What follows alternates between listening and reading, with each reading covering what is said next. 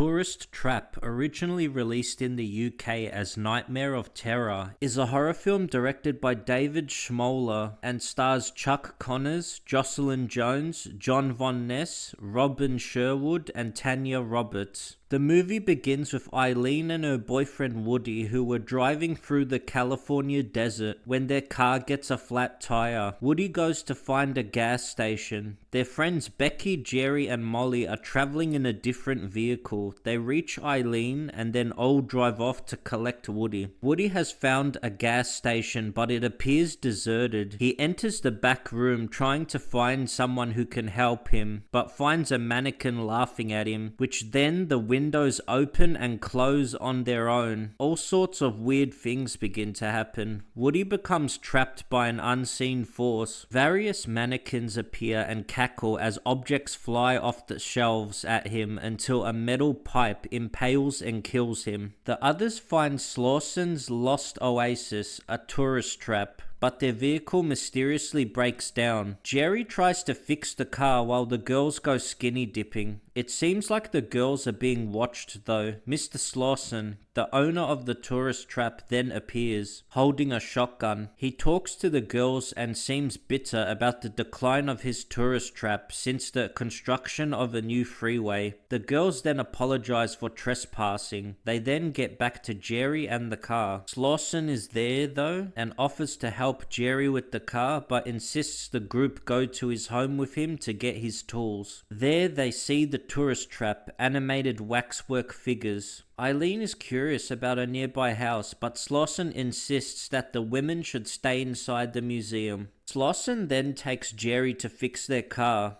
The girls have a talk about the warning Slauson gave them about the house, but Eileen leaves the others to find a phone in the other house. There, she finds mannequins who appear to be whispering to each other. She enters another room and finds more mannequins. The mannequins' eyes move and watch her. Then a stranger wearing a grotesque mask appears behind her. Various items in the room move on their own accord, and the scarf Eileen is wearing ends up strangling her to death. We then see the girls looking at a mannequin, noticing how real it looks and feels. Slauson then returns, saying that Jerry drove into town. When told that Eileen left, he goes to the house and finds Eileen has been turned into a mannequin. The girls notice that the mannequin they admired earlier looks like Slauson's deceased wife, which they saw in a photo album. He returns and tells Molly and Becky he did not find Eileen. Frustrated, the women leave to search for her themselves. Becky and Molly notice there's a light open on the second floor of the house. Molly is hesitant and tries to warn Becky, but Becky enters the house. She treats it as a joke, making ghost noises when she enters a room. She thinks Eileen and Woody are playing a joke on her. She uncovers a bedsheet to find a mannequin, while the masked killer watches her and begins to follow her slowly. She finds a mannequin resembling Eileen. It turns around and scares her. She is then attacked by the masked killer and multiple mannequins. She hits the killer with an arm she finds on the floor, but the mannequins pile on top of her, trapping her, then stand above her. She later wakes up tied in the basement with Jerry.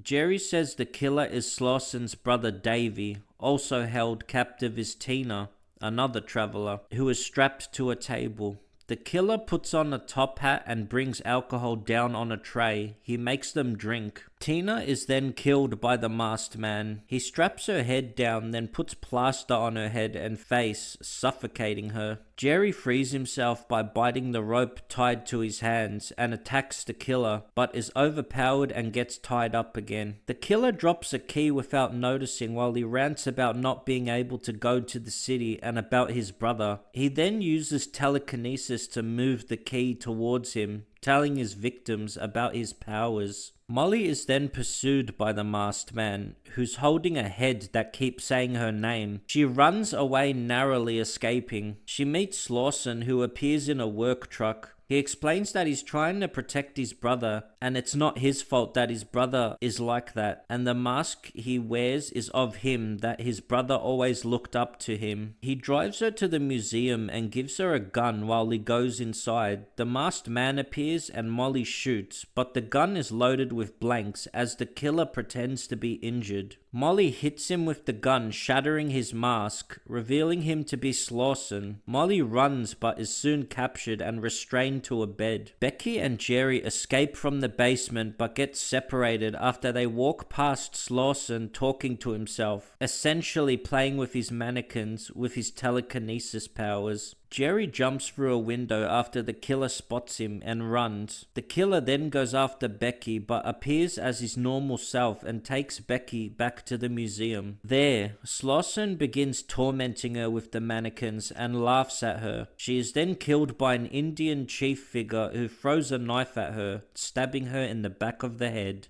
Back at the house, Slauson moves Molly into the attic with mannequins as he watches her, making the mannequins talk to her. Then he takes her to his brother's room, where he says to Molly that she's special and she reminds him of his wife. He puts a mask of his wife's face over hers and kisses her. He keeps asking her to tell him she loves him. She does, but then he admits he killed his wife and brother. Jerry then arrives to rescue Molly, but he has unknowingly turned into a mannequin. Slauson dances with the figure of his wife, and Molly sees that the wife has become animated. Traumatized, she kills Slauson with an axe, getting him in the neck. The next morning, a now insane Molly drives away with the mannequin versions of her friends. Then the movie ends. Tourist Trap is an okay film. I try not to be critical in my movie reviews and try to find positive things to say about films. In my opinion, they could have picked better sound effects and music for this film though, but I guess it wasn't in budget. The overall idea and story is okay. I believe anyone creative enough could make this film.